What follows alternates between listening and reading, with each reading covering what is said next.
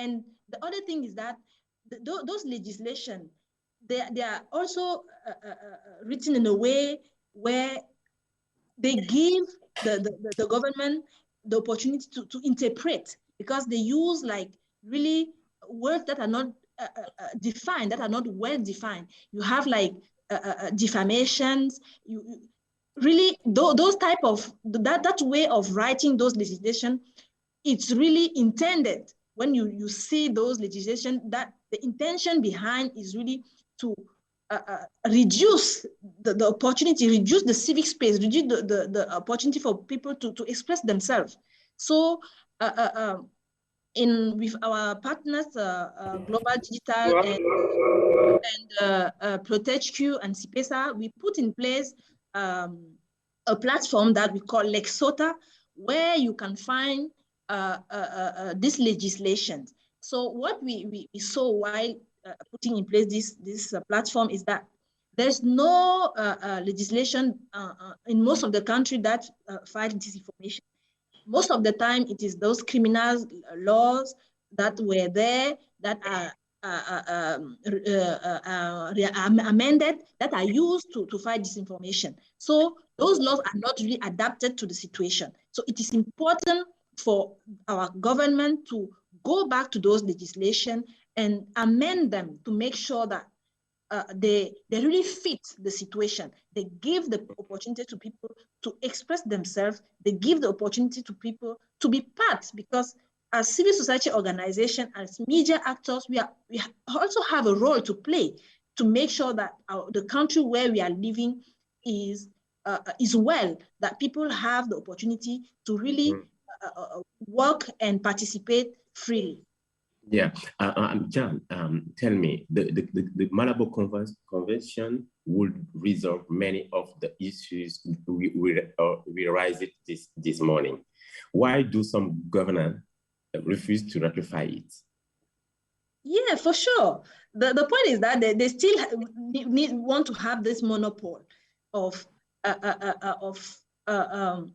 putting pressure on citizens, using repression, on civil society organization. So they will always be doing that, but we need a civil society organization to continue to push, to continue to work together, because I was in a platform 2 weeks ago. I was saying that we need to be more strong as civil society organization, as civil society actors and media actors, because it's good to build this big, I would say, consortium or power to push on our government so that they can bring those changes. Because as we'll be pushing, they too, they will be continuing looking for ways to restrict civic space, to restrict freedom of expression. So they are in their role, but we need to continue fighting and make sure that at the end they respect human rights. And for me, it's not also a matter of adopting those legislation. The point is that even those that they have adopted, that they freely adopted, are they really respecting them? No. So for me, ratifying the Malabo Protocol or whatever is not really the issue. Is the will of the government to really give the chance to the citizen to enjoy their rights. Because they can ratify any legislation, but if they don't have that will to give citizens the opportunity to enjoy their rights, nothing will change. So for me, it's really the will that is the most important, because there's a lot of legislation, there's a lot of conventions that have been adopted, but we are still seeing that things are just like worsening instead of improving. So yes, it shows that there's an issue on the political will of our government. Yeah, thank you. Rabiu, what kind of pressure, what is the answer that we can give? If I say we, it's like civil society, expert actors, technical expert, what we can do regarding, as John already said, to make pressure pressure to the government and authorities to ratify and comment on dit appliquer. Implement, yes, all the convention. Okay, so we would have to start from the perspective that there is generally very low digital misinformation literacy on the African continent. Appreciating that, we would have to now encourage stakeholders, including civil society, the media, and governments, to put in place systems that would help train people in strategic places who interface between key information and the public.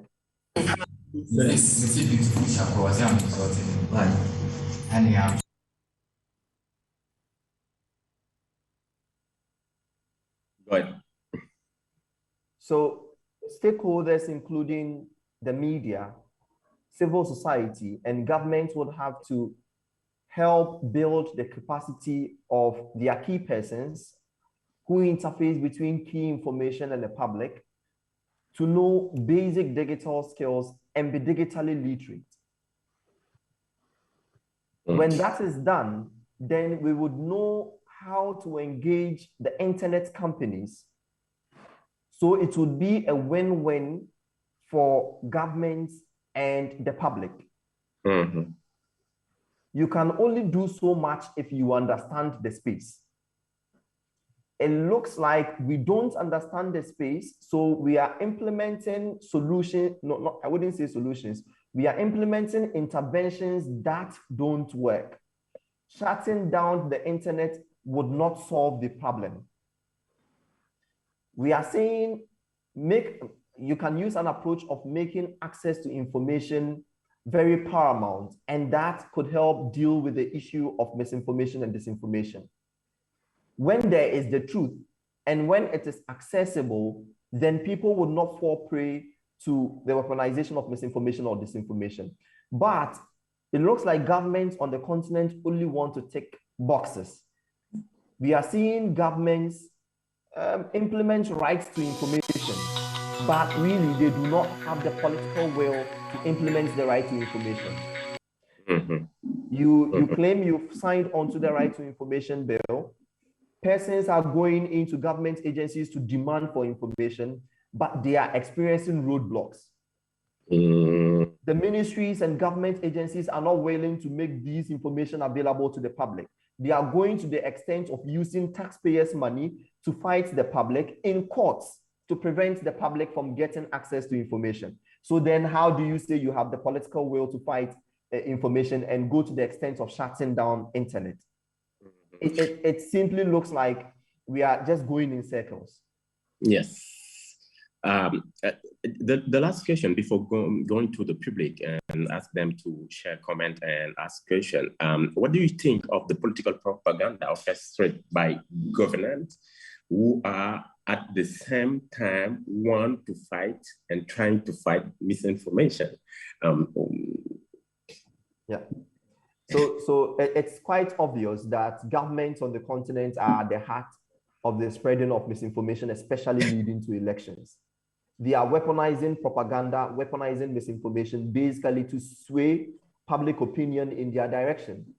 They've always had the opportunity of controlling the narrative, leveraging on traditional media because they owned the platforms. Now that social media has brought a level playing ground, they want to own the space as well. And they are doing this through troll farms, and they are doing this through their army of mercenaries that they deploy online to drown out genuine voices on these platforms. We are realizing it. There are tools that are available for us to connect the dots. And for some of us who are independent fact-checking organizations, we will do our bit trying to expose such work. There is a fantastic work that has been put out by the BBC on a group called IPOB in Nigeria. And yeah, I think many should pay attention to the way troll farms are being used on the continent. And it's become more or less a very lucrative venture because the African continent looks to be a new frontier. We have very lax laws. or non-existing laws. There is the economic bit of things where there is very high unemployment rate. So people are always willing to do anything possible to get the next meal. And there's the kind of want to associate with international partners.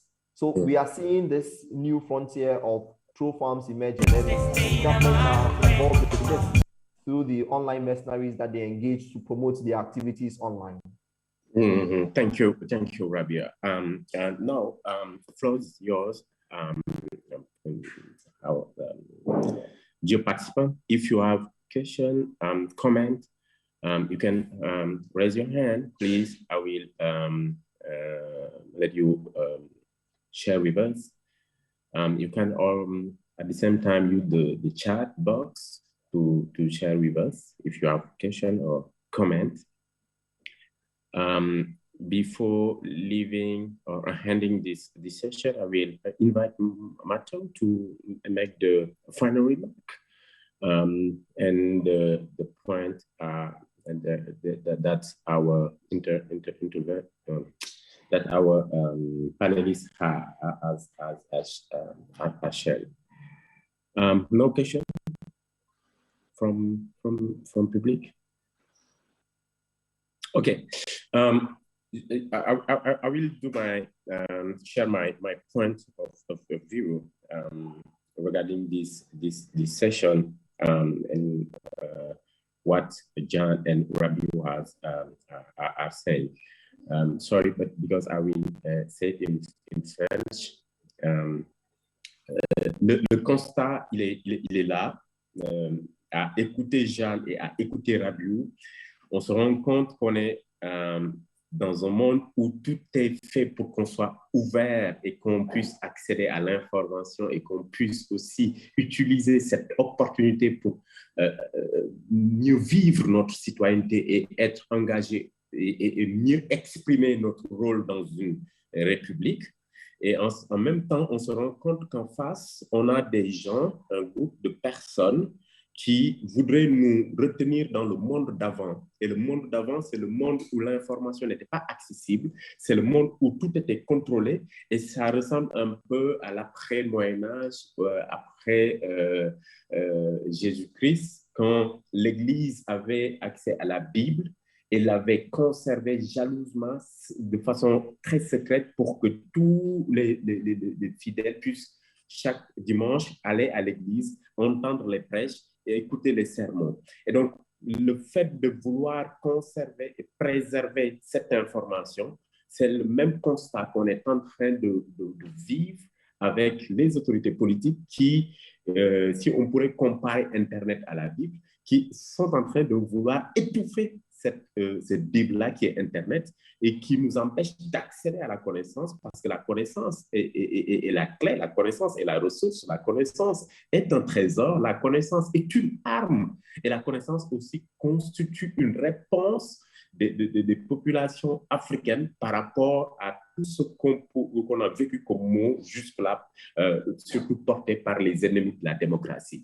Et d'un autre côté, on a des acteurs politiques, une élite qui se veut aussi garder le monopole, qui voudrait garder le monopole des idées et le monopole des réponses systémiques à apporter dans tout ce que nous traversons. Et ils pensent que la répression est la seule réponse. Ils pensent que la pression est la seule réponse. Et c'est de cette façon-là qu'ils voudraient créer un État policier au sein d'Internet, mais c'est en même temps copier quelque chose chez les autres, sans pour autant savoir bien exploiter ce qu'on a copié. En France, aux États-Unis, après l'attentat de World Trade Center, ils ont voté la loi Patriot Act. Ça a été fustigé, ça a été critiqué parce que ça permet à tout un nombre de tenus de débarquer chez vous sans mandat de perquisition pour faire une investigation et ensuite fouiller sur vos matériels informatiques. En France, en 2016, après l'attentat de Charlie Hebdo, ils ont voté la loi renseignement qui permet aussi la même chose à peu près et qui permet la cybersurveillance de masse pour lutter contre le terrorisme. En Afrique, nous n'avons pas vécu des attaques comme le 11 septembre ou comme Charlie Hebdo, mais nous avons des États et des autorités politiques qui essaient de copier ce qui se fait ailleurs et ensuite utiliser cela comme réponse et appliquer une certaine forme de pression et de répression afin de museler la société civile, de rétrécir les espaces de liberté et en même temps de contrôler l'information parce qu'ils veulent devenir maîtres de ce dispositif-là. C'est en résumé ce qu'on retient. Les réponses sont mitigées. On n'a pas assez de force pour mettre la pression en tant que société civile et amener les États à ratifier des conventions et des protocoles pouvant aider. Je vais couper ce micro. À ratifier des conventions pouvant prêcher, pouvant aider les citoyens, mais on le voit en même temps que les institutions qui existent et qui défendent plus ou moins les intérêts et les droits des citoyens, comme la Commission africaine des droits de l'homme, sont en train de subir la pression des autorités et de certaines autorités politiques africaines qui sont en train de tout faire pour lui prendre tous les droits qu'ils avaient et la possibilité qu'ils ont d'aider les populations. Et donc, qu'est-ce qu'on veut? Cher, oui, oui. Comme la plupart des panélistes parlent anglais, peut-être je vais essayer de résumer cela. OK. Mais tu vas poursuivre. Okay, I will try to translate, as I know most of the participants here are English speaking. So what Cher is doing is like a wrap up of what we shared during the session. And he wanted also to add his own point of view. So what he's saying is that from what Rabiu and I shared during this session is that the internet really brought is an opportunity for freedom of expression, for access to internet to grow. But what we are seeing is that our government and small groups of power are really willing to bring us back. In the previous year where he compared it like when the Bible came, you only had priests that have access to the Bible and that were giving you directions on how to move and how to behave. And he said that what we are seeing today is that internet is a big platform. Okay, hi Jen. Sorry, I just had to hold you a bit. I want to tell you that the interpreters are now online, and I was just saying they can take over from where you stop. So it's save you the issue of speaking. I'm so sorry for the inconvenience. Hi interpreters, if you're here, is it possible that you can just start interpreting so that we can actually start? I know I can see 3, Serge and Co. We still haven't been assigned. Oh no, I've assigned everyone. Stevenson, we're yet to be assigned as interpreter. Okay, yeah. So I just assigned you, Stephen, and we can start. So who's starting first? So yes. So Jen, you can go ahead. The interpreters are good.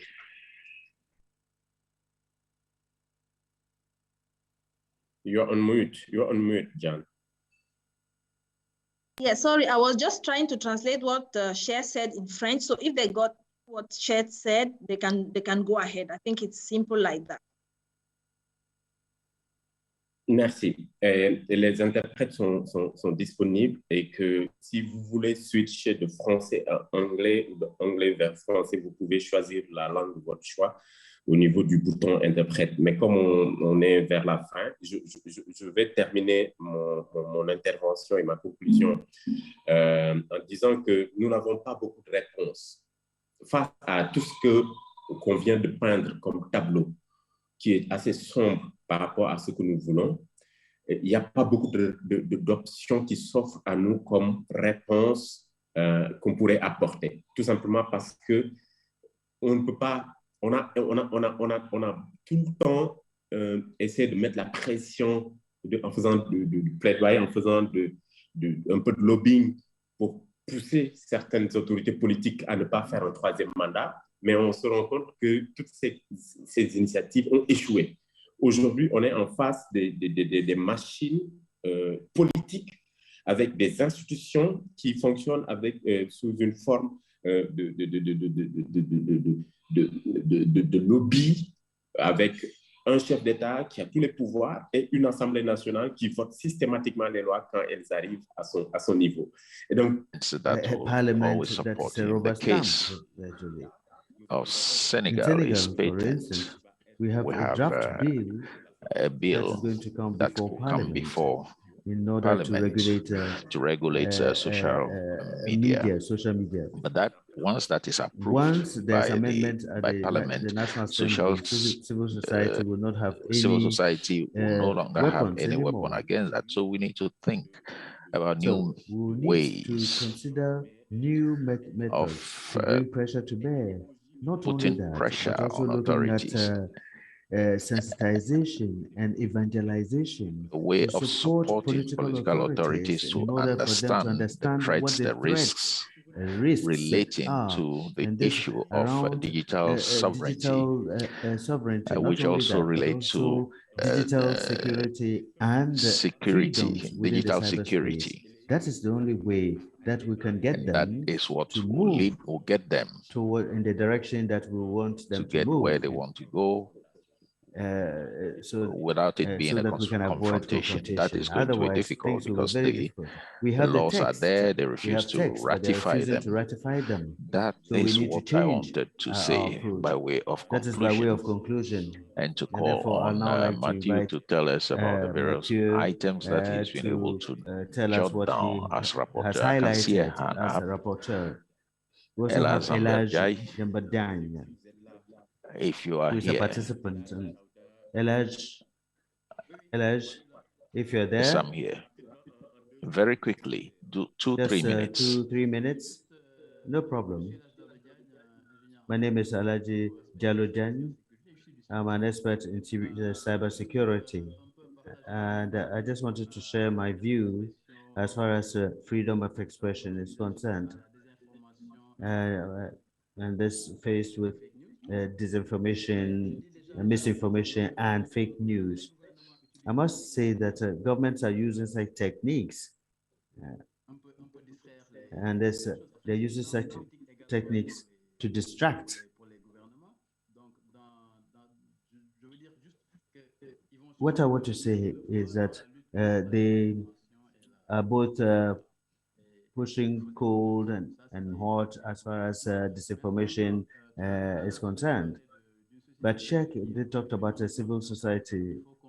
But I believe that we need a very strong civil society in Africa that can have interventions upstream before laws are passed.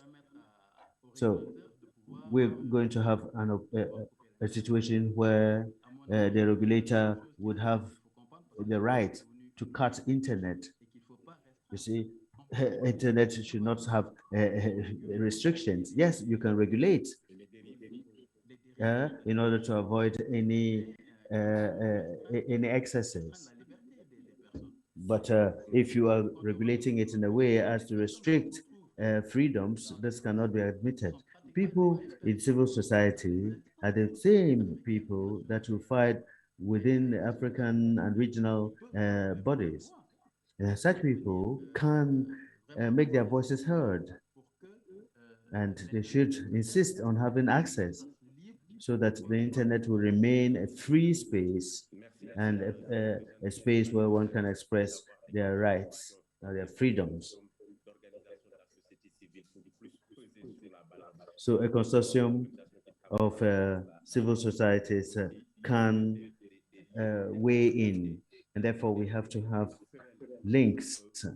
We need to build bridges, and we need to sit around the table with these transnational African institutions to make them understand the priorities. But beyond issues of regulation, we have other issues that have to do with protection, so sovereignty and security. We propose establishment of data centers with the big countries, powerful countries.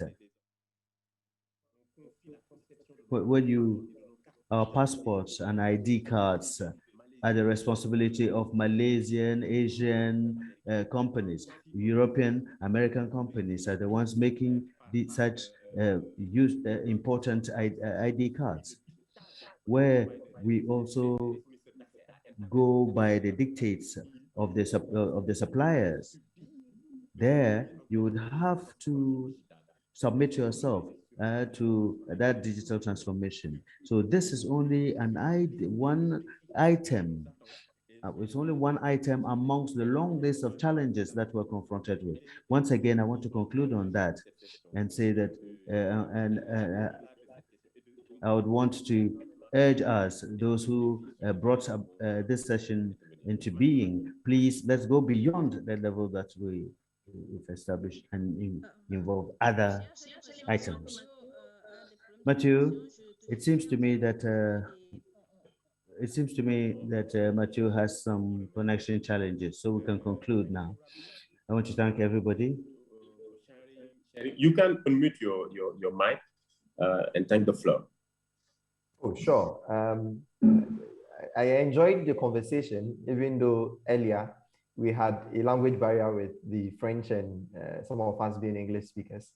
So yeah, it's a thoroughly good conversation to have.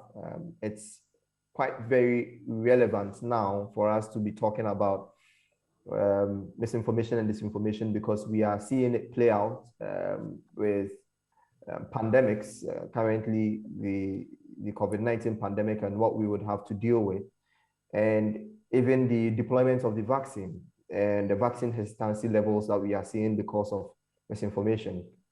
Beyond that, we are on a continent with very young democracies, with very easy fault lines that could be triggered because of disagreements and the way our countries are set up. These fault lines could easily be weaponized and triggered and be used to destabilize these some of our countries.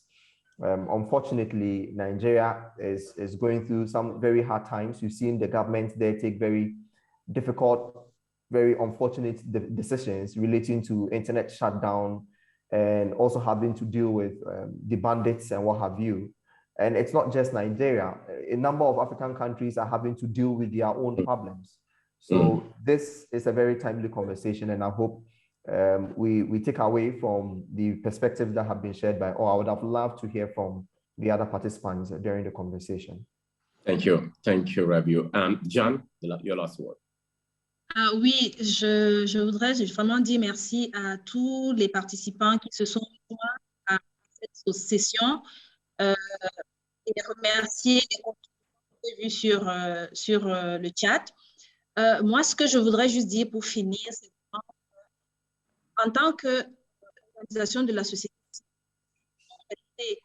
mobilisée, nous devons rester concentrés pour continuer de savoir que notre rôle, c'est vraiment d'interpeller, c'est de tout faire pour que le gouvernement respecte les engagements qu'ils ont pris au niveau international dans les constitutions nationales. Et la liberté d'expression, qui est considérée comme vraiment internet is very unstable. It's very difficult to get the speaker. On doit continuer de se rassurer que le citoyen a droit à l'expression, le citoyen a droit à l'information, que Internet reste ouvert parce que c'est un outil exceptionnel aujourd'hui pour nos jeunes pour apprendre, et que l'État doit plutôt mettre les moyens pour éduquer les citoyens aux médias pour que notre démocratie soit plus forte et non d'adopter les lois qui sont liberticides, qui utilisent des expressions pas bien définies et qui affectent la liberté d'expression et l'accès à l'information des citoyens. Merci. Merci, Jeanne. Évitons les lois bateaux, ne mettons pas tout dedans, restons libres, utilisons Internet. Je suis Cherfal, j'ai été votre serviteur, je suis africain d'origine sénégalaise et je vis sur Internet. African and Senegalese origin, and it's been my pleasure to serve you. Bye-bye. Bye-bye. Thank you.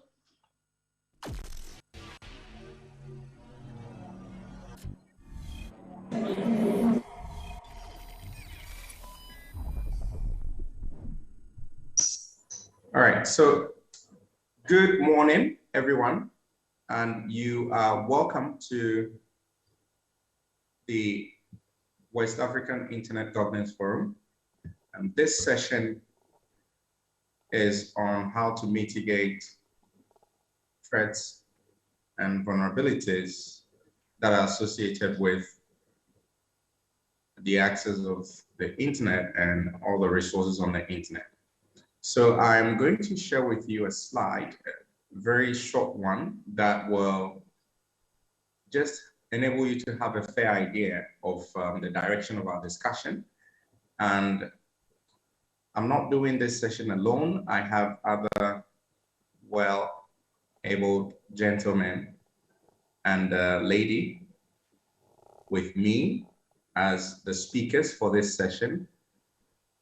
And I am sure that they are well-resourced and they will be able to help us all understand or appreciate the subject matter in this particular room of the program. So you're very much welcome once again. And I'll go ahead and share the screen now.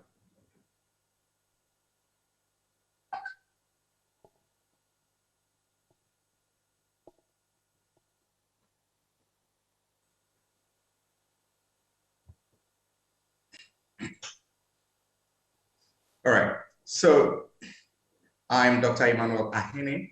I am a cybersecurity consultant. Recording in progress. Yeah. So I am Dr. Emmanuel Ahene.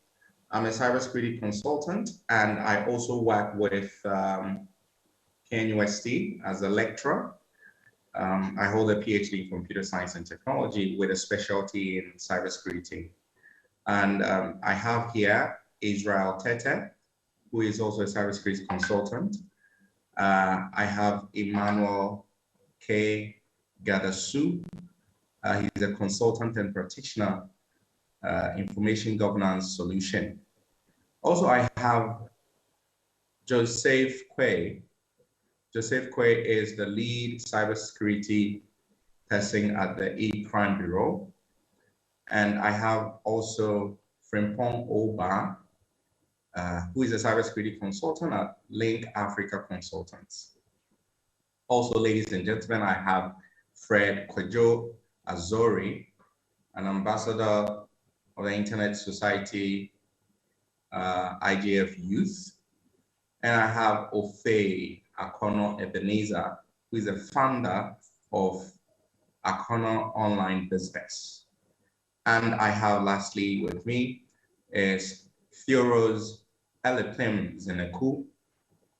Theoros is a lecturer at the Faculty of Journalism and Media Studies, and she's also here with us. And all of us are going to be quite instrumental in helping all our audience understand the subject matter on board, which is mitigating security threats and vulnerabilities of online access and the use of the internet. So if you look at the internet, let's just break the topic down so everyone has a fair idea.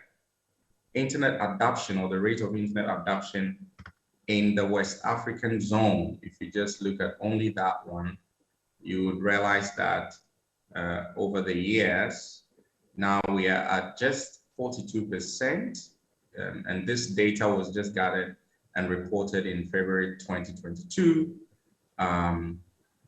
It shows that at the moment, the rate of internet adoption per the population in all the countries in West Africa is at 42%. And this is a figure that is technically like an increase if you would compare it to the figure as at 2020, which was around 27.7%. Okay, so we see that sort of wide increase as far as the adoption of internet is concerned, or getting people to be connected or have access to the internet is concerned in the West African sub-region. And so if you look at Ghana particularly, at the moment, we are having a population around 32 million. But interestingly, you would find that with respect to our population, 44.9 million people are having cellular mobile connections. And that is way beyond the number of people in a country. So it's because some people may be using more than one SIM cards here and there. But in our part of the South region, we know that we mostly have internet access through the cellular connections. It appears that internet users just for Ghana alone per our population is 53.0%, that making about close to 17 million people having access to the internet. So I'm pretty sure that this figure may be a bit similar to the other figures that we may find in the other West African countries. And another thing you realize quickly is that most people have access to the internet via their mobile or handheld devices. Okay, and averagely, research has shown that each person would spend around 4 hours, 34 minutes just on their mobile phone accessing the internet. Okay, these figures are quite revealing. It tells us a lot of things are going on the internet. Users are involved in accessing or even doing multiple activities online. Okay, so starting from a Google search or maybe a Bing search or whatever search people do, all through to financial transactions and doing other big stuffs on the internet. So people are using the internet all around in our sub-region here in West Africa. So with the use of internet, okay, we realized quickly that although people are having great benefits accessing the internet, each day, every user on the internet is one way or the other faced with or exposed to a cyber attack. So what we want to emphatically say is that the use of the internet is associated with the use of internet for all kinds of transactions. And here is sort of a cheat sheet for possible cyber threats and cyber attacks that people or who use the internet would often face. If you run through them, you would see malware attack, man-in-the-middle attack, phishing attack, cross-site scripting attack, password attack. All of these are possible threats, or if you can call them attacks, that hackers or adversaries may want to launch up against an individual or an organization that would want to have access to the internet for their purposes. So it has become very much important for us as nations in the West African sub-region to be strategically positioned. You know, we need to be able to put ourselves ahead of what these cybercrime folks can do, you know, or we need to be up and ready and prepare ourselves to be able to develop policies and implement systems that will ensure that we have close to possible safety on the internet. Okay, so in the discussion, we will be taking directions into these 4 areas. And as we move on, I'll be inviting my honorable speakers to join me and then help us to get some beautiful or wonderful perspective of the subject matter in place. Okay, so first I am going to invite Israel Tete, who is also a cybersecurity consultant. And here I would like you to help us explain, what do you think are some of the major security threats, you know, if you can narrow them down into your region, I mean, your country particularly, or wherever, given specific scenarios that you think these are common security threats that are found, often reported, you know, happening or people encountering on the internet. So over to you, Israel. All right. Thanks, Doc. With respect to the threats in terms of threats, cyber threats in Ghana, let's first look at in Africa. Generally, you realize that on top of it, we have online scam, where you receive message that you have won something which you didn't subscribe for, and you are asked to either click a link or copy a link and then paste it in a browser. And then funny enough, it asks you to provide certain details about yourself. And once you submit those details, it's gone. Your information has been stolen. And one other key issue has to do with digital extortion. Digital extortion. Oftentimes, you find people taking pictures of themselves with their phone, nude pictures with their laptop, and they keep them on their laptops. And one way or the other, people are able to access this pictures that they have on their phone and then blackmail them later. And then also malware.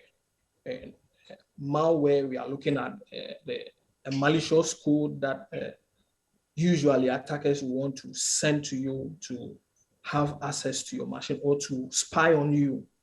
And narrowing it down, you realize that even in Ghana, we have a lot of this with respect to the online scam, where someone will call you claiming he's calling from MTN office or Airtel Tigo office or Vodafone office, claiming that there is an attack on your mobile money accounts and you are supposed to go to your mobile money accounts and give the person a certain code.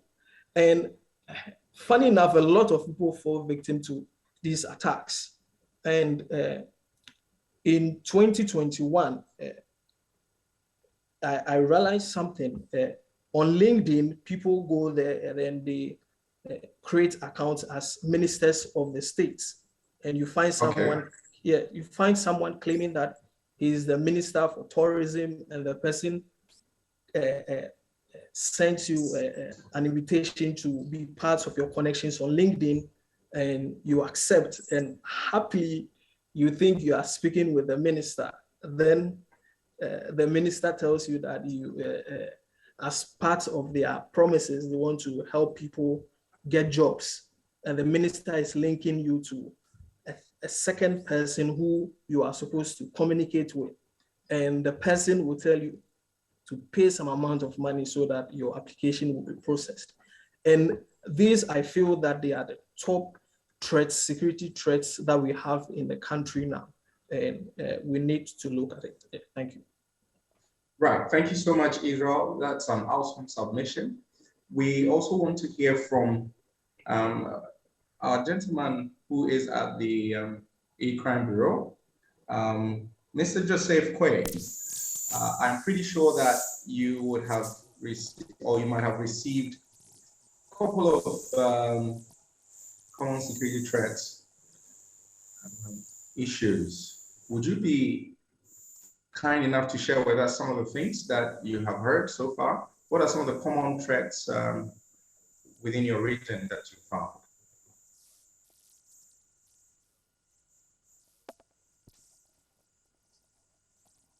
Do we have Mr. Quay with us, please? Hello. Yes. Okay. Hi. Good. Okay. Hello. Good morning once again. Okay, so that's quite an interesting question in terms of what we see from where we sit at E-Crime Bureau. So I want to add a little bit of context to what the previous speaker said. I think what he shared was quite like illuminating. What I wanted to add to it was that, you see, when you look at the cyber crimes, right? I'm getting a bit academic here. Permit me. You know, they normally fall under two categories. We have the pure cyber crimes, right, which are looking at crimes that you need the cyberspace to be able to commit.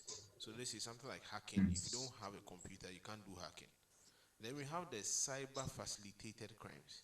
So these ones, it's like they are crimes that, to be honest with you, they've been there since. Like fraud, people have been doing fraud. People have been impersonating people's identity for the longest time.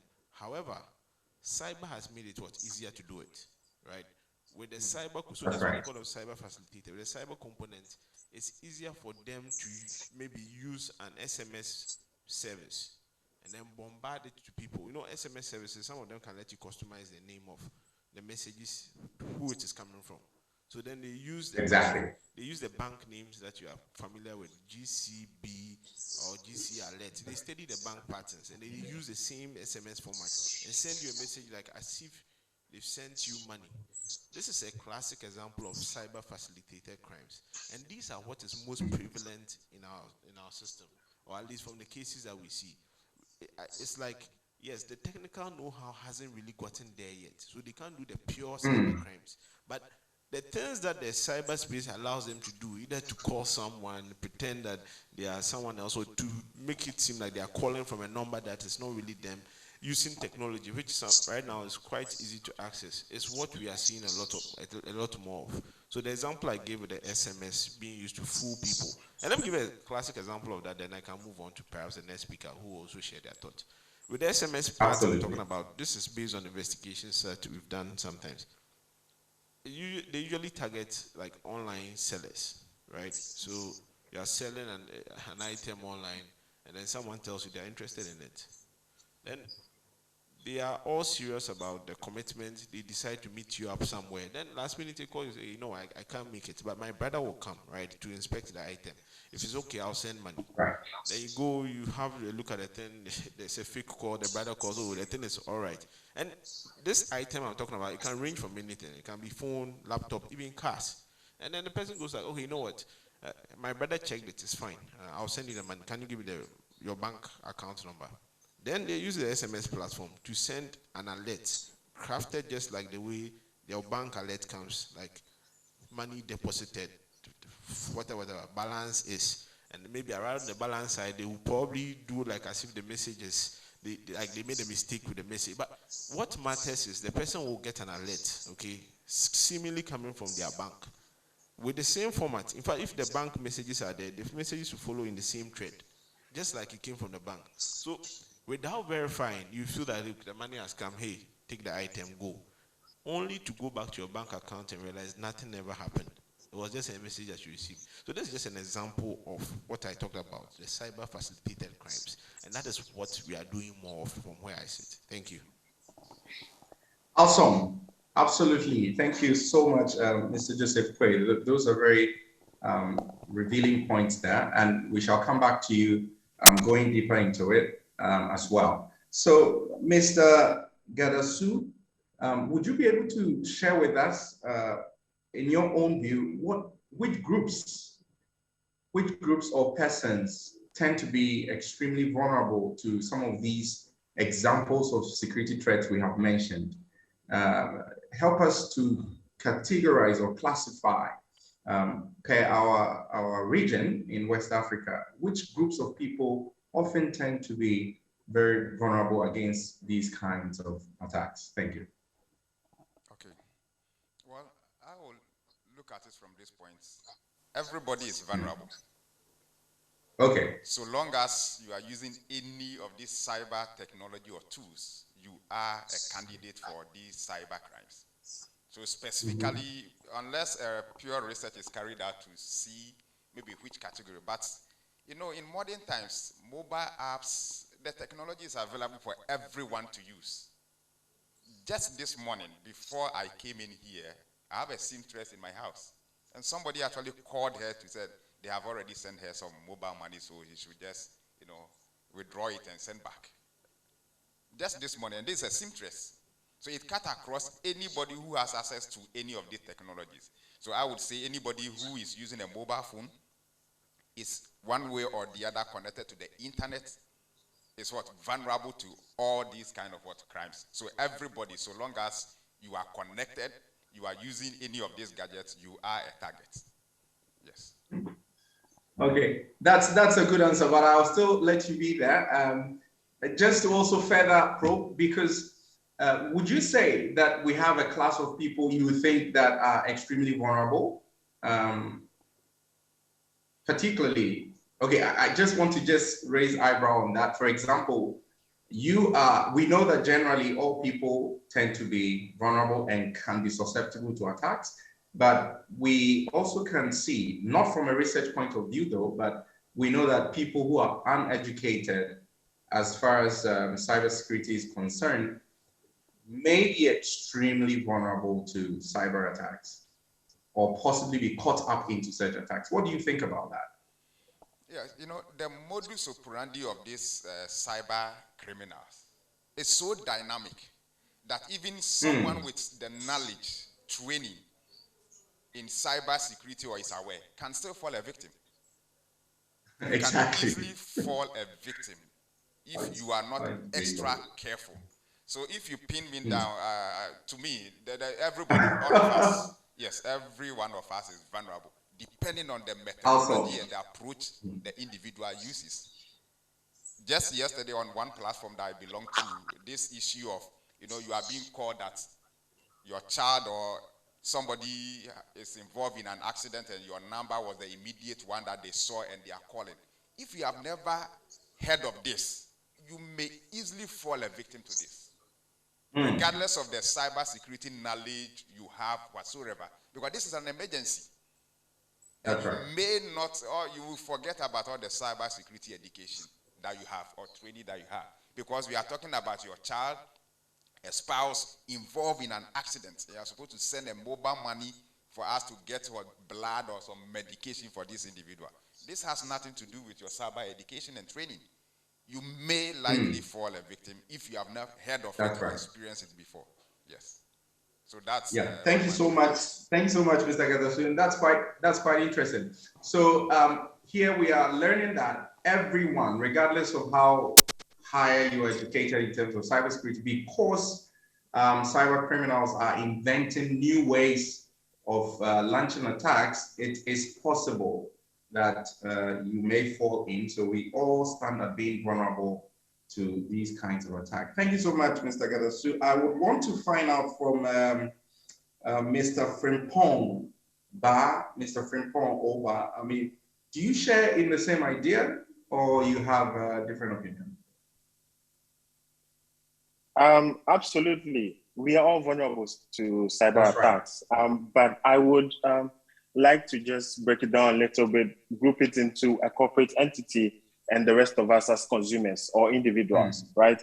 So in the corporate world, we are looking at institutions or entities that do not have a proper cybersecurity program in place, you know, creating awareness internally, training staff, carrying out internal training exercises. Just like he was citing before, the previous speaker, about being phished and all of that. In the corporate environment, you can be phished as well. You can get an email with a nice link. You would click on it and there you are, irrespective of your training or knowledge, right? In the corporate world too, the lack of security processes in place, the policies in place, system vulnerability management systems, an internal team to carry out an internal assessment and all of these things in place. All of these things contribute to corporate entities being vulnerable to cyber attacks. Now, on the consumer front, I would like to put it this way. First off, like it was cited, people that do not have the knowledge, or for lack of a better term, ignorant people, right? The next kind of people I would term as overly curious people, or people with some element of greed or selfishness, right? Something that might not look appropriate. You can see that it doesn't look appropriate, but because of some little hint of greed, you would want to pursue it and see how far it goes, right? And then the last thing, free, that term free, right? The kind of people that are always embracing anything that is classified as free. We are also vulnerable to some of these cyber attacks. The thing is that not everything is as it seems, you know, so everything labeled as free might not totally be free for you. Great. Thank you so much, Mr. Frimpong. So here, I would like to quickly chip in. Like Mr. Gadasu said, it looks like now we are now seeing a whole area that we need to study, just to, if we are interested to even classify and know the groups that are extremely vulnerable on the scale. Maybe we can conduct a simple research to find out, I mean, which groups of people in our society tend to be so vulnerable to cyber attacks and how we can begin to reach them quickly. We know generally, and I would not debate with Gadasu on this, generally everyone could possibly be attacked or be caught up into this. So maybe we would also research more into this and find out and begin to reach out to these people with the necessary education as possible, if we can. Thank you so much, Mr. Ba, on this. I would quickly invite Fred Kwejo Azori. Honorable, you're welcome. I just saw your face right now. Right. So, I mean, in your area, would you be able to share with us any classical scenario of internet vulnerability, you know, or you might have had an experience with? Thank you very much, Mr. Emmanuel, for the opportunity. And hello to everyone too. Yeah, so the first thing I would like to talk about is what the first speaker mentioned, which has got to do with the impersonations that's the industry or the country or the society as we find ourselves. So when we are looking at the scenarios of internet fraud or vulnerabilities, I can also go back to the last speaker and take the segmentation that he did, the two, which has to do with the corporate institutions and then the individuals as well. So within the corporate sector, the vulnerabilities that we encounter a lot has got to do with especially the financial industry. And so we have some of the banks getting some form of attacks, but unfortunately, we do not publish these incidents. So sometimes it's difficult for it to come out. And so if you mention it, it's like you're trying to blow the horn. But we do experience such incidents where softwares within the banking sector, or we have the servers are not being patched, and so those servers become a source of vulnerability for these exploiters to use. And then we also have simple scenarios where we talk about social engineering, and social engineering is a very serious issue right now, because we seem to trust ourselves so much so that we don't even want to put a password or even lock our screen when we are in the office and we are stepping out to fetch water to drink. We take it as we are so secured and we are so comfortable around the people that we find ourselves. And so, for example, if I have my mobile phone and then I put a password on it, then a colleague or a brother or a family member who is very close to me asks me, why have you kept a password on the phone? Then my simple answer is that I don't know when a thief would barge in. For you, if you need access to the phone or you need access to the laptop, I can give you the password because I am establishing some form of trust. And with that, we are able to get ourselves secured in this manner. But if we don't put passwords and we don't secure our systems and we allow it to be open, then it goes out like that. So the incident that I would mention, I think we have the mobile money fraud, which is on the high rise. And with that, it seems to be at the negligence of some of the, sorry to say, the uneducated people. And some too are very educated, but because of greed, we get ourselves being scammed. And then we have the financial institutions. The financial institutions one is very key to me but I wish I'm able to mention one or two that I know, but it looks like I may not be able to. No, don't try. Don't try. It has actually forced a lot of the financial institutions to start changing their firewalls from one vendor to the other. And then usually the things that we do not sometimes take notice of is the hardware. Sometimes we do only concentrate on the software base of things, and then we neglect the hardware. The hardware, c'est tout ce qui est matériel informatique et tout. Over time. Vous savez, souvent, le matériel hardware, le matériel informatique, se détériore au fil du temps. The patch that is supposed to be put on it, or the upgrade, et lorsque ce hardware exposes the system n'est pas the vulnerabilities forme, or the exploits that are available out there. So constitue une faille. Maybe in the subsequent one, I'll try to give example. Thank you. Right. Thank you so much. Thank you so much for that delivery. That's absolutely great, Mr. Azori. I would like to ask you, Ebenezer, you are doing an online business. So how have you been dealing with cybersecurity issues as a business person, as someone doing business online? Okay, yes. Have you? Okay, let me continue. With regards to the online business, we face a lot of challenges as to this online fraud and activities pertaining fraudulent and social engineering. For instance, as you were a business personnel, always you were looking for new clients in order to sell your product or discuss some activities with them. So when it gets to this point, usually you are open, very open to every conversation. Here comes the case that when you have this very same scenario, people will get in touch like a prominent customer, and at the end, it leads to fraudulent act. So there are a lot of challenges. As well, I'm an administrative officer at Ghana Education Service, Eastern Regional Directorate. And with regards to that, you see, we have a hierarchical system we use. And following this very social engineering act, people will just call in, pretending to be one of your superiors, seeking information about some data you need not to give to them. So it all boils down to how we need to be alert. That's how I would put it. We need to always be alert whenever we are giving information.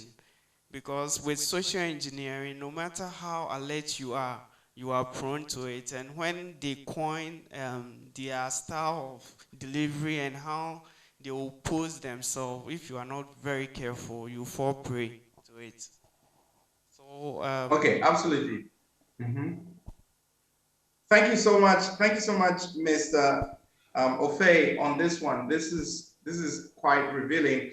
I would want to go to Theoros, and I'm going to ask this question, which eventually will be asking all the other speakers on the board, because this is quite a very important question, and that is about looking at the nations in the West African sub-region. Miss, would you say that we are ready in terms of securing ourselves against possible cyber attacks? I mean, how ready are the nations fighting against or standing against this multiple occurrences of cybercrime activities? Because it appears the numbers would always increase year in, year out. So would you say that as nations in the West African sub-region, we are ready that much? Thank you so much. I hope I'm audible enough for everyone. So I think that you've already answered that. The numbers are always on the rise. We can be over-prepared. The statistics, even from what you shared at the beginning, I think that we are quite better now than before. But again, just to just to go around with what my speakers have said in terms of and add that to preparation, I think that is an individual thing. So even though we are encouraging nations or countries to actually play their role, it's still an individual thing, right? So every government could put in measures, every government could buy all the softwares or any other things to prevent that, but it still falls, or the onus still falls on the individual to do their part, right? So as Emmanuel has said, everybody stands the chance, right? Even me, I was scammed several times. I mean, in terms of mobile money, yes, I was scammed, and I mean, it just flashed, my money went away, and now I'm taking damage control of retrieving that. And I wouldn't say that my Ghana is not ready, right? Because there have been educations. I know that October is Cyber Security Month. There's been a lot of awareness in October, but even prior to that, there has been a lot of awareness all over the place. So I think that countries are ready, but individuals have to play their various role, or have to be more alert, and try to stop that. Because again, let's just try to say that this is more like spreading a false information. You can't say that no matter how prepared a country is, you cannot prevent somebody from saying something that is not true. What you can do as a country or as an individual is to know when to determine what is wrong and what is not, or what is false and what is correct. What are the measures? What are the criteria? If somebody is coming you, for example, if you know that your monthly salary is let's assume that 100 Ghana cedis, right? And I mean, you've been using mobile money for a long time. The highest money that ever got into your account is 1,000 cedis. And somebody calls you somewhere and say that, look, I was making a transfer of 100,000 and it drops into your account. You need to be smart. First of all, you didn't work for that money. Secondly, it just 100,000 Ghana cedi can't just drop from the sky into your account just like that. You need to think twice. You need to say that, okay, fine, it drops into the account. Well, let MTN, for example, block me. When they block me, I mean, the system automatically would revert the money. So we need to find out. I mean, somebody, they post on WhatsApp platforms that you need to the government is sharing money. Government will never share free money. If they are sharing money, they will use the media. You hear that on the radio, in the news, in newspapers. If government want to share something to its citizen, it will be all over the news, not on WhatsApp. Government will not use WhatsApp to tell you we are sharing something. So we need to be smart. You need to actually know when it's true and when not to believe that. But overall, I think that each government is doing their part the best they can do. Okay, so I'll come to you, Mr. Gagasu, and I would like to ask, do you think we are ready? What are some of the bottlenecks that we face as nations in West Africa in implementing policies or that could probably make our internet a bit safe? Mr. Emmanuel Gagasu, are you there? Yes. So you could share with us, I mean, in your own view, if you think that the nations of Africa, West Africa are pretty ready, and what are some of the bottlenecks? And in your view, what are some of the practical steps that we could employ to make sure we are ahead, you know, as a people in terms of cybersecurity? Okay. I think in the case of Ghana, the launch of the Cybersecurity Authority is a major step in the direction to actually fight cybercrime and protect the citizenry. Now, across Africa, the wave of data protection and privacy is also very key, which for now, almost all the countries in Africa, in one way or the other, have some laws to protect the citizenry. And in protecting your citizens, there are steps that you have to put in place. One of the major things is the awareness creation, which I think Ghana is on track. Severally, other countries are also on track. If you follow Nigeria, their NITDA, the kind of education they are doing, you follow South Africa, Kenya, Malawi, and all those ones, you could see that generally the awareness they are creating. However, the onus lies still on the individual. No matter the awareness that is created, the individual is ultimately responsible for his or her safety on the internet, which I think is very, very key. Now, when the education has gone forth, the awareness is there. It is now left for the individual to actually follow these steps and abide by them. So it could be there, the education is there, the awareness is there. But if you don't practice what you have been made aware of, then definitely you will still be a victim. Notwithstanding all the steps taken by governments, most of these government agencies do not get funding from the government directly.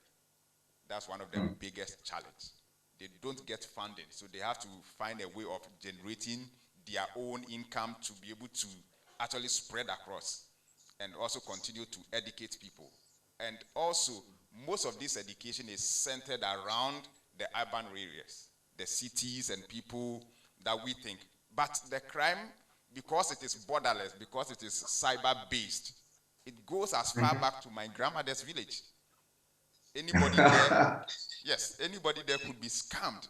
So the education, how do we take it from the cities and also spread it across the rural areas? Because we are fighting for connectivity for all these people. And once you are connected, these issues also what comes with them. Cyber crimes comes with what? You getting connectivity. So be it a mobile phone, you are connected to the entire network, you are susceptible because now somebody can call you. You get internet access, somebody can send you a message, a phishing message, and what scam you. So it's a two-way affair. The government is doing their bit, and the individual, you and I, also need to do our bit. The challenges, I think most civil society organizations also need to help these government agencies. The government alone cannot shoulder all the responsibility in protecting the people.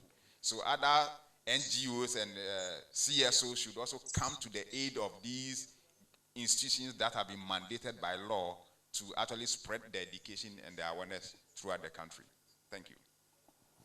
Yeah, thanks so much, Mr. Gadosu. So I am going to come to you, Mr. Quay. I mean, from where you sit, you know, if you look at the statistics, you realize that the country has lost so much. I think the last time I checked, it's about $20 million.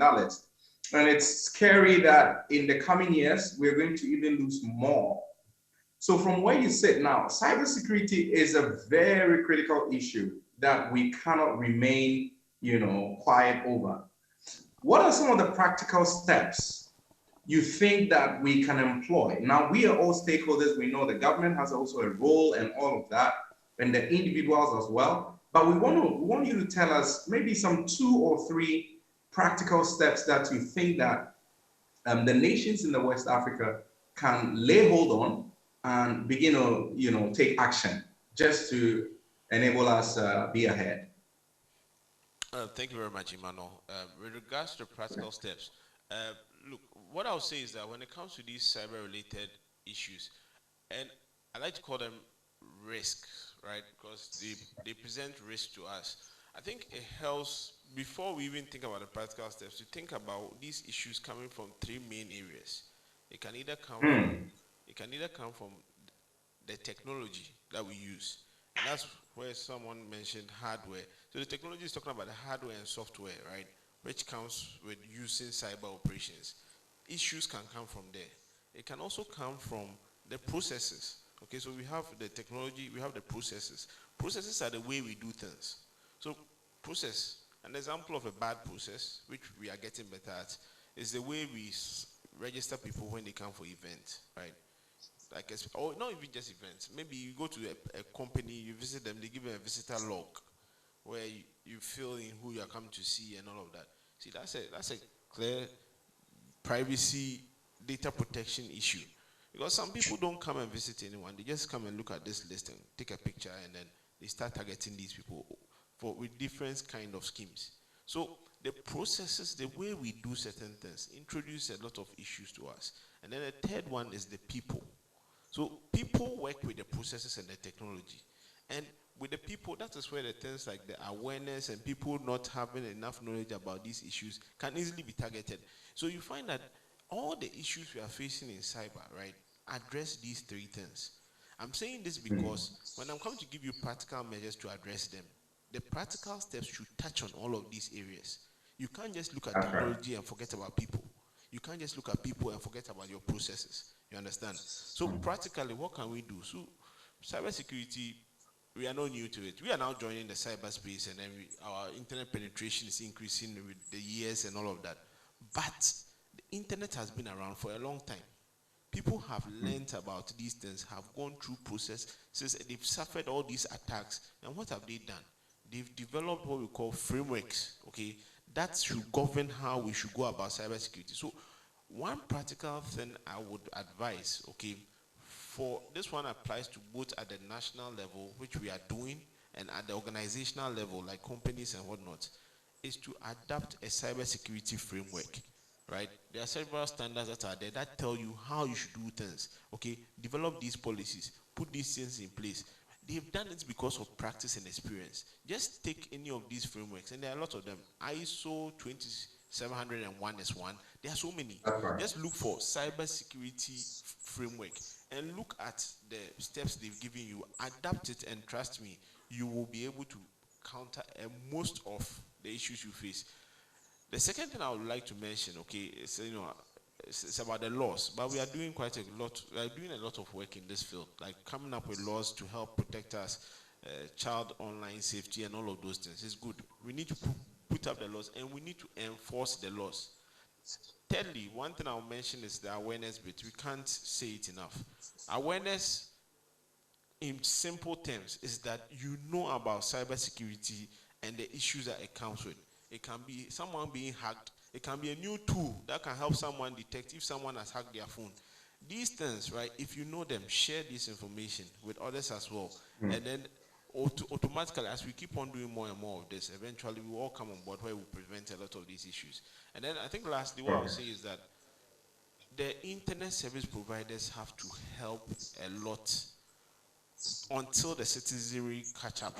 What I mean by that is there are so many computers that are online across various countries like Ghana, Nigeria, that are online, and it's like the process for getting online is very simple. You go to an internet service provider and tell them, hey, we are launching a new app. We want to put it online.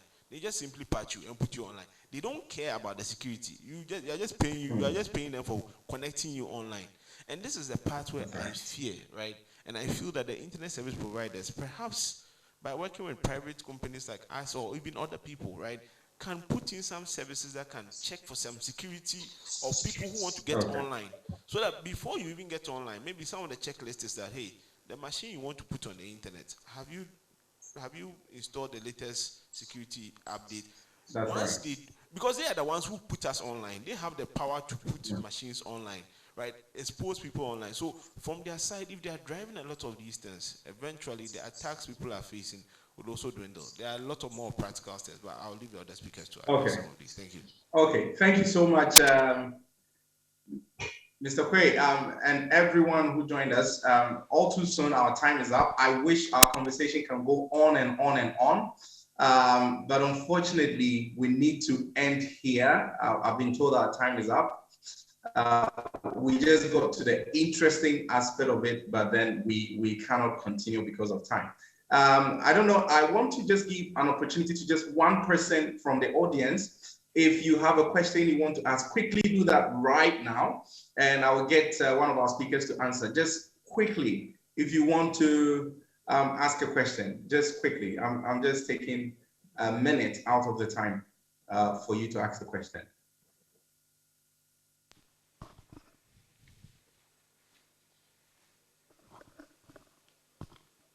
Hello. Yeah. Okay, so I'd like to ask this question. When the speaker was speaking, he made mention of laws. So I'd like to know, what is the cybersecurity institution here in Ghana doing with the security service here when it comes to someone reporting a cyber crime, and the person needs that the security people have to go and arrest somebody, and you give them all the details, yet you don't get any follow-up as to where the case has actually gotten to. So I want to know what's also happening between the institution and the security force. Okay, thank you. Anybody else want to ask a question? Just one person more. I'm abusing the time I've been given. So. Thank you. Okay. Yes. Mine is not a question anyway. Mine. Okay. Mine is a little bit contribution. On my I'm asking the question, then I'll help to answer it. Wow. It's about how do we self-impose or self-expose ourselves to these threats on the internet. And I drafted, I wanted this to come from our audience. That's why I'm bringing it up, because it's also important. Okay. Yes. You know, on the social media, like Facebook, we are always there working around, showing our pictures and all those things, without taking note of the consequence of it, that we are bringing threats to ourselves. So sometimes those threats that we are talking about here, they are being brought by ourselves to ourselves through the media. So we also have to be careful on whatever we are doing on the internet. Then using softwares without authenticating the source. We all know the open softwares. You know, some comes with threats and hackers and all those things, attackers. So we also have to be very careful on the software that we use. I was having a question for Mr. Quay, but thank you very much. Time. Yeah, because of our time, I'm so sorry. I used to be the former membership chair for ISOC, I think some years, from 2014 to 18. Wow, awesome. Thank you so much. Because of time, we have to end here, but the question goes back to you, Mr. Quay. Can you quickly address this issue so that we can end? We can just wrap up and end. I see some people want to ask questions online, but I hope we'll have another wonderful time at the Internet Governance Forum sessions, and we can have more of this. Okay, so Mr. Quay, over to you. Right. Someone looks disappointed here. They couldn't ask their question. But yeah, the time. I understand, Emmanuel. Look, on the question of the laws, and then I think I see the question from two parts. She's looking at the laws we put in place, the structures we use to report an incident, and also, most importantly, as to whether these things get handled and then what's the procedure for them. So let me speak on, with regards to the laws, there are plenty of them, right? Recently, the Cybersecurity Act 2020 joined it to create a national framework for cybersecurity regulations. We had a lot of scattered ones, okay? So the laws are there. In terms of reporting, the Cybersecurity Authority, CSA, their website being csa.gov.gh, have a reporting portal. And the idea is that you can report incidents and then they will get back to you. In fact, you can test it. They have a call center too. So you can call them. But I will say this, and I'm being very real with you, right? At that level, right, there's a lot of development ongoing. You understand? In fact, if you look at their national framework, what they seek to do is that eventually there will be what we call sectorial sets, computer and emergency response teams across various sectors, academic institutions, business, and whatnot. So that when you have issues and you are coming from a school, you go to this emergency response center first. They will take those issues, they will try and assist you, and then they also escalate it to the national level. That aspect is still being developed, and once it gets more footing, you'll be getting the response back quite well. In terms of capacity building, even the Ghana police, I'm speaking from Ghana's perspective, are building right now digital forensic labs, okay, across the various regions, so that they can be able to investigate digital incidents, be able to extract from phones and whatnot. So you see that the laws are there, the enforcement is ongoing, but there's also capacity building also happening. And it's perhaps not happening at the rate at which we would want, because the incidents are happening faster sometimes than we can resolve. But I can tell you that they are definitely doing that. And I'll give an example of that. There's a website called Empress Leak. They were leaking people's sex tapes. And sometimes there were minors involved in this. It was the government of Ghana the guy had eluded capture for a long time. It was about 2-3 years ago, they were able to identify who was behind that website and eventually arrest him. You can read on the story. So things are happening, maybe not at that pace, right? But there are definitely structures in place to be able to both address incidents, report incidents, and respond to them. And I can tell that in the next 5 years, we'll be seeing a lot of these things come to fruition. Thank you. Wow. Well, thank you so much. So on that note, in the next 5 years, we want to see ourselves fully prepared and responding efficiently to cybercrime incidents all across the countries in the West African region and beyond. Thank you all so much for joining us. I believe it has been a very interesting session. We've learned a lot, and I hope that we will begin to take action on these ones. Thank you so much, and bye-bye for now. Over to you, the host.